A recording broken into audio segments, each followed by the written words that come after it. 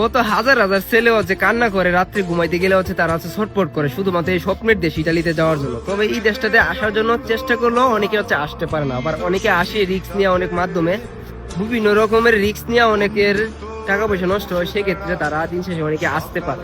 তবে ওর মতো যদি ভাগ্যটা সবার হইতো, কোনো রিস্ক ছাড়া যদি ও আসতে পারতো, বা ওর মতো যারা আসার জন্য চেষ্টা করে আসতে পারতো, তবে তারা যে কতটা সুখী নিত বা কতটা হচ্ছে মনে একটা আনন্দ পাইতো, একমাত্র তারাই জানতো বা তারাই বুঝতো।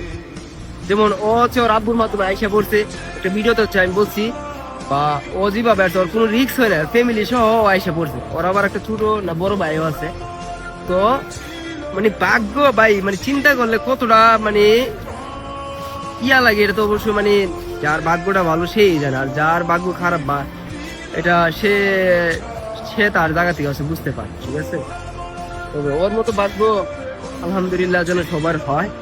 তো ভাইয়া হয়তো বা কখনো ভাবে নাই যে আসবা। ভাইয়া তোমার যখন বাংলাদেশে আছে, কখনো তুমি স্বপ্ন দেখছো বা কখনো ইচ্ছা আসলো তুমি ইতালি আসবা বা এরকম ভাবে আসতে পারবা? ইচ্ছা আসিল কিন্তু ভাবি না এইভাবে আসবো। মানে তোমার স্বপ্ন ছিল আসবা, কিন্তু এরকম ভাবে যে এসে পড়বা, মানে এটা ভাবো নাই। যাই হোক, দিন শেষে ওর আব্বুর মাধ্যমে, ওর আব্বু আসিল, এই মাধ্যমে ওর আব্বুর মাধ্যমে ফ্যামিলি সহ আইসা পড়তে পারতো। তো ওই জন্য হচ্ছে বলি, ভাগ্য যদি সবারই এমন হইতো তো সবার জীবনে হচ্ছে আলহামদুলিল্লাহ অনেক সুন্দর হইতো।